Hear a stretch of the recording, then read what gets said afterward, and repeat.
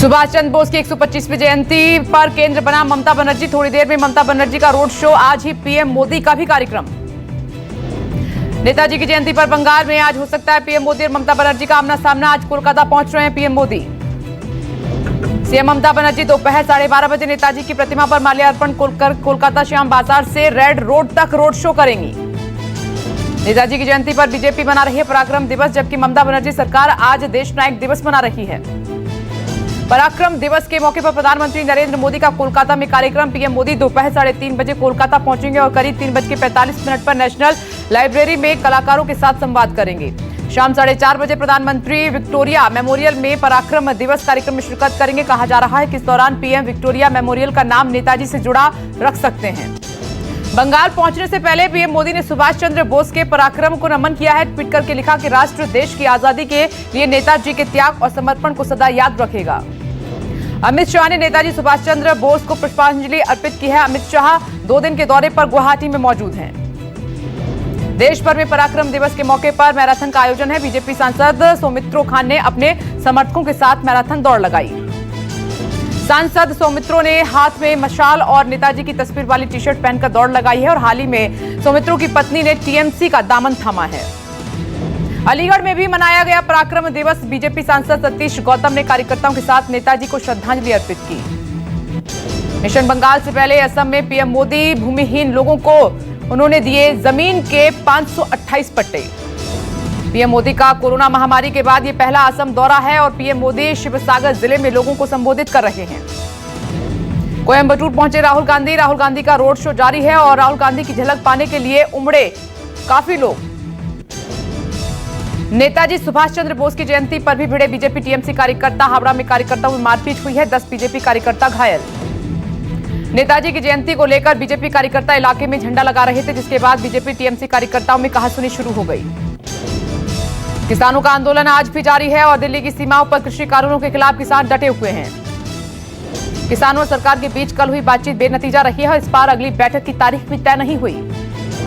सरकार ने मीटिंग में 2 टूक कहा है कि 1.5 साल तक कानून टाले जाने से बेहतर प्रस्ताव नहीं दे सकते। सरकार ने एमएसपी की कानूनी गारंटी की मांग पर एक सहमति बनाने का प्रस्ताव रखा। एमएसपी की कानूनी गारंटी की मांग पर सहमति का प्रस्ताव भी किसानों ने खारिज कर दिया है। किसान कृषि बिल वापसी पर टस से मस नहीं हुए हैं। बताया जा रहा है कि मीटिंग में कृषि मंत्री नरेंद्र सिंह तोमर ने कहा कि सरकार पूरी कोशिश कर रही है, पर किसान नेता बोले कि सरकार की ओर से बात आगे नहीं बढ़ रही। किसान 26 जनवरी को ट्रैक्टर रैली निकालने पर अड़े हुए हैं। किसानों ने कहा है कि आउटर रिंग रोड पर ही करेंगे ट्रैक्टर मार्च। दिल्ली पुलिस ने किसानों को दिल्ली के बाहर केएमपी एक्सप्रेसवे पर परेड का प्रस्ताव दिया था, पर किसानों ने दिल्ली पुलिस का प्रस्ताव नामंजूर किया। आज फिर से किसानों और पुलिस अधिकारियों के बीच ट्रैक्टर परेड को लेकर रैली होगी, बैठक होगी और टिकरी बॉर्डर पर ट्रैक्टर परेड पर पंजाब, हरियाणा और यूपी के किसान भी मंथन करेंगे।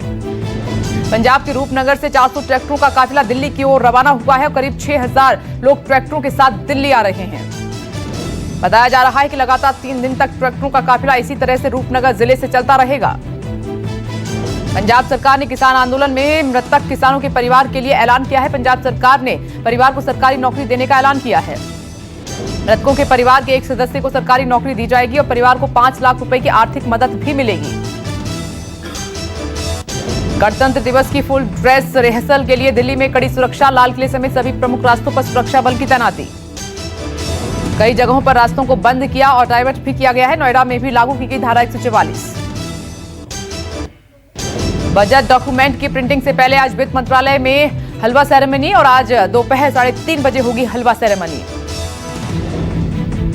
हलवा सेरेमनी के बाद बजट डॉक्यूमेंट की प्रिंटिंग प्रोसेस की शुरुआत होगी। हलवा सेरेमनी में वित्त मंत्री निर्मला सीतारमण, अनुराग ठाकुर और वित्त मंत्रालय के अन्य अधिकारी मौजूद रहेंगे।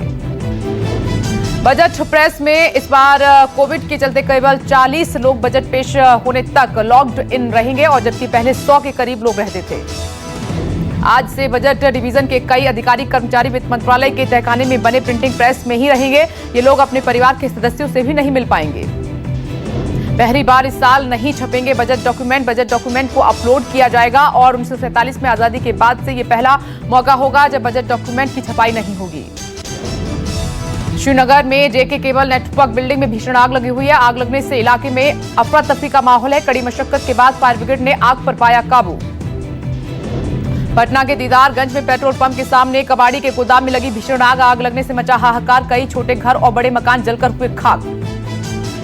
आग लगने से आसपास के इलाके में मची अफरा तफरी। फायर ब्रिगेड की टीम कड़ी मशक्कत के बाद आग बुझाने में कामयाब रही। रामेश्वरम में समंदर में आग का गोला बनी बोट और तेज हवाओं के चलते आग बुझाने की कोशिश हुई नाकाम, धुआं कर जली बोट। अरब सागर में मछली पकड़ रहे मछुआरों की बोट में अचानक से आग लग गई। देखते देखते पूरी बोट धधक उठी। महाराष्ट्र के 16 जिले से जांच के लिए भेजे गए पक्षियों के नमूनों में बर्ड फ्लू की पुष्टि हुई है। राज्य में अब तक 14,524 पक्षी मृत मिले हैं। राज्य सरकार ने पक्षियों को नष्ट करने और पोल्ट्री किसानों को मुआवजा देने के लिए 1 करोड़ 30 लाख रुपए जारी किए। महाराष्ट्र में पोल्ट्री पक्षियों के अलावा कोए और दूसरे पक्षी मृत पाए गए हैं और एहतियात के तौर पर राज्य में अब तक 39,483 मुर्गियों को नष्ट किया जा चुका है। अखिलेश यादव ने ट्वीट के जरिए योगी सरकार पर निशाना साधा और अमरूद की फोटो ट्वीट करके बोले, अखिलेश यादव क्या इलाहाबादी अमरूद का नाम भी बदल जाएगा? अखिलेश यादव ने ट्वीट कर सवाल किया है कि भाई अभी भी सबसे प्रसिद्ध अमरूद इलाहाबादी अमरूद कहलाता है या उसका भी नाम बदलकर प्रयागराजी अमरूद हो गया है। बाला साहब ठाकरे की जयंती आज और मुंबई में बाला साहब के पुतले का शाम 6 बजे किया जाएगा इनॉग्रेशन। इस मौके पर मुख्यमंत्री उद्धव ठाकरे, विपक्ष के नेता देवेंद्र फडणवीस और राज ठाकरे रहेंगे मौजूद। भारत ने भेजी ब्राजील को कोरोना वैक्सीन। राष्ट्रपति ने हनुमान का फोटो ट्वीट कर किया पीएम मोदी का धन्यवाद। भारत ने ब्राजील को कोरोना वैक्सीन की 20 लाख खुराक भेजी है, जिसके बाद अब राष्ट्रपति जेयर ने प्रधानमंत्री नरेंद्र मोदी का धन्यवाद किया है। भारत लगातार अपने कई मित्र देशों की मदद में जुटा हुआ है। भारत कोविशील्ड की 1 करोड़ से ज्यादा खुराक भूटान, मालदीव, बांग्लादेश, नेपाल, म्यांमार और सेशल्स में दे चुका है। भारत में मुफ्त में वैक्सीन भेज रहा है और जिस पर अमेरिका ने की भारत की तारीफ, कहा कि भारत एक सच्चा दोस्त है जो अपने फार्मा का उपयोग विश्व की मदद के लिए कर रहा है। राष्ट्रपति जो बाइडेन की सुरक्षा में तैनात 150 से ज्यादा सुरक्षाकर्मी पाए गए कोरोना संक्रमित। गुरुवार को जो बाइडेन ने अमेरिका की सत्ता संभाली थी। देश में दूसरे दिन लगातार 15,000 से कम कोरोना केस आए सामने। पिछले 24 घंटे में 14,256 नए मामले सामने आए हैं और 152 लोगों की संक्रमण के चलते जान चली गई। स्वास्थ्य मंत्रालय के आंकड़ों के मुताबिक 24 घंटे में 17,000 से ज्यादा लोगों की अस्पताल से छुट्टी हुई है और देश में कोरोना के कुल मामले बढ़कर 1 करोड़ 6 लाख से ज्यादा हुए। कुल एक्टिव केस घटकर 1,85,000 हो गए हैं और अब तक कुल 1 करोड़ 3 लाख लोग कोरोना को मात देकर ठीक भी हो चुके हैं। सभी राज्यों और केंद्र शासित प्रदेशों में कोरोना वायरस का रिकवरी रेट 90% से ज्यादा है और कोरोना से मृत्यु दर 1.44% है। टीकाकरण अभियान के 7वें दिन 3,47,000 फ्रंटलाइनर्स को वैक्सीन लगी है और अब तक 13,90,000 लोगों को टीका लगाया जा चुका है।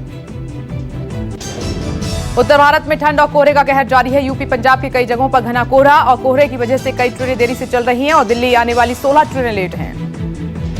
दिल्ली को शीतलहर से थोड़ी सी राहत मिली है और दिल्ली में 25 दिसंबर के बाद से एक बार फिर से पारे में गिरावट सामने आने की संभावना है।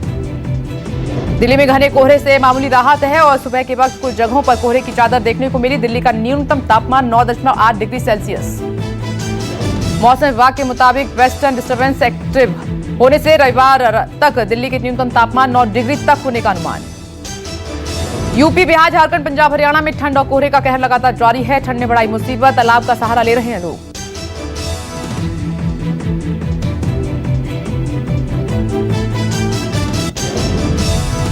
यूपी में 2 से 3 दिनों की राहत के बाद ठंड में एक बार फिर से इजाफा हुआ है। ठंड की वजह से लोगों का घरों से निकलना मुश्किल। घाटी में मौसम ने बदली करवट, कुछ हिस्सों में हुई बारिश और बर्फबारी, बर्फीली हवाओं से जनजीवन प्रभावित। बर्फबारी के चलते कई हिस्सों में ठुठुरन। बर्फबारी के चलते जम्मू श्रीनगर राष्ट्रीय हाईवे और एयरपोर्ट हुआ बाधित। घाटी में रात का तापमान पहुंचा 0 से नीचे। सुबह से छाए हुए बादल। राजस्थान के लिए बीजेपी ने किया 16 सदस्यीय कोर कमेटी का ऐलान। कोर कमेटी में वसुंधरा राजे, ओम माथुर को भी मिली जगह। कोर कमेटी में राजस्थान से आने वाले 3 केंद्रीय मंत्रियों को किया गया है शामिल। केंद्रीय मंत्रियों गजेंद्र सिंह शेखावत, अर्जुन राम मेघवाल और कैलाश चौधरी के नाम शामिल हैं। आरजेडी प्रमुख लालू प्रसाद यादव की तबीयत खराब हो गई है और पूरा परिवार रांची रिम्स अस्पताल पहुंचा। राबड़ी देवी अपने दोनों बेटों और बेटी मीसा के साथ लालू से मुलाकात करने के बाद देर रात बाहर निकली। राबड़ी देवी अपने दोनों बेटों के साथ करीब 5:45 बजे तक वार्ड में रही और जबकि मीसा भारती सुबह से ही अपने पिता की देखभाल कर रही हैं। हरियाणा के सिरसा में पुलिस ने फर्जी आरसी बनाने वाले गिरोह का पर्दाफाश किया है। गिरोह का सरगना हुआ गिरफ्तार। पुलिस ने बताया कि पकड़े गए आरोपी की पहचान सुनील कुमार उर्फ आशु के तौर पर हुई है, जो रोहतक का रहने वाला है। पुलिस ने आरोपी से 17 गाड़ियां बरामद कर ली हैं और इनमें बहुत सी गाड़ियां बिल्कुल नई हैं। पुलिस का दावा है कि अभी जांच में सैकड़ों गाड़ियां बरामद की जाने की आशंका है, जिनकी आरसी फर्जी बनाई गई है। मुंबई में एक युवक को अपराधियों ने लाठी डंडों से पीटा है। सीसीटीवी में कैमरे में कैद हुई तस्वीरें। घटना मुंबई के शिवाजी नगर की है, जहां एक शख्स को कुछ लोगों ने बेरहमी से पीटा है और बेहोश होने के बाद पीटते रहे। कुछ लोग बीच बचाव करने की कोशिश भी की, लेकिन गुंडों का खौफ ज्यादा था और किसी ने हिम्मत नहीं की। गुजरात में एंटी करप्शन ब्यूरो ने तहसीलदार के पद से रिटायर वीरम देसाई नाम शख्स को गिरफ्तार किया है। एसीबी ने 30 करोड़ रुपए की बिना हिसाब की संपत्ति का केस दर्ज किया है और इतनी बड़ी रकम कहां से आई, जांच जारी है। अटल पेंशन योजना में घर बैठे खुलवाएं खाता और 60 साल के बाद आजीवन मिलेगा पेंशन का फायदा। पंजाब नेशनल बैंक के खाताधारकों के लिए बड़ी खबर है। 1 फरवरी से नॉन ईएमवी एटीएम से नहीं निकाल पाएंगे पैसा। इस बार के बजट में डिफेंस सेक्टर में मेक इन इंडिया पर विशेष जोर रहने की उम्मीद है। सरकार दे चुकी है संकेत। इस बार बजट सत्र के लिए सांसदों का होगा कोरोना टेस्ट। 1 फरवरी को पेश होगा आम बजट। दमदार बाइक 28 जनवरी को होगी लॉन्च और पुराने मॉडल के मुकाबले ये बाइक काफी हल्की होगी। यूबॉन ने लॉन्च किया प्लास्टिक बॉडी वायरलेस स्पीकर, कीमत 1199 रुपए। Vivo X60 Pro plus Snapdragon 888 processor के साथ लॉन्च और model single dark blue colour में मौजूद। PUBG मोबाइल ने महज 6 दिनों में बैन किए 12 लाख हैकर्स के अकाउंट, खुद दी जानकारी। वोडाफोन आइडिया ग्राहकों के लिए लाया खास प्रीपेड प्लान, 299 रुपए में हर दिन मिलेगा 4 GB डेटा। व्हाट्सएप अमेजन के बाद अब एयरटेल ने शुरू की पेमेंट सर्विस। एयरटेल सेफ पे में सुरक्षा का रखा जाएगा खास ख्याल। जो बाइडेन ने राष्ट्रपति बनने के बाद व्हाइट हाउस का बयान, कहा कि भारत के साथ हमारे रिश्ते और मजबूत होंगे। आधिकारिक अकाउंट ट्विटर अकाउंट पोटस पर 13 लोगों को फॉलो करते हुए बाइडेन मॉडल टीगेन को भी शामिल किया। मार्च में रूसी कोरोना वैक्सीन स्पुतनिक वी को भारत में मिल सकती है मंजूरी। पहले और दूसरे फेज के ट्रायल के अच्छे नतीजे। एलन मस्क ने दिया अनोखा ऑफर और कार्बन कैप्चर टेक्नोलॉजी तैयार करने वाले को देंगे 730 करोड़ रुपए का इनाम। अरुणाचल में गांव बसाने की खबरों पर चीन ने दी सफाई, कहा कि इलाका हमारा है, वहीं भारत का अभिन्न और अखंड हिस्सा है अरुणाचल। बिग बॉस 14 के घर में छोटी छोटी बातों को लेकर रूबीना और अभिनव के बीच हो रही है तकरार। बिग बॉस 14 में सोनाली फोगाट ने फेंकी रोटी और घर में मचा बवाल। सोनाली ने गुस्से में निक्की तंबोली को लगाया हाथ। शादी की 41वीं सालगिरह पर नीतू ने ऋषि कपूर को किया याद, लिखा भावुक पोस्ट, कहा रहेंगी सदा यहां प्यार की ये दास्तां। नमस्कार, मैं हूं मानक गुप्ता। अगर आपको हमारा ये वीडियो पसंद आया हो तो इसे लाइक और शेयर जरूर करें और हां, हमें सब्सक्राइब और फॉलो करना ना भूलें ताकि आप देश और दुनिया की कोई खबर मिस ना करें। तो जुड़े रहिए हमारे साथ और देखते रहिए न्यूज़ 24।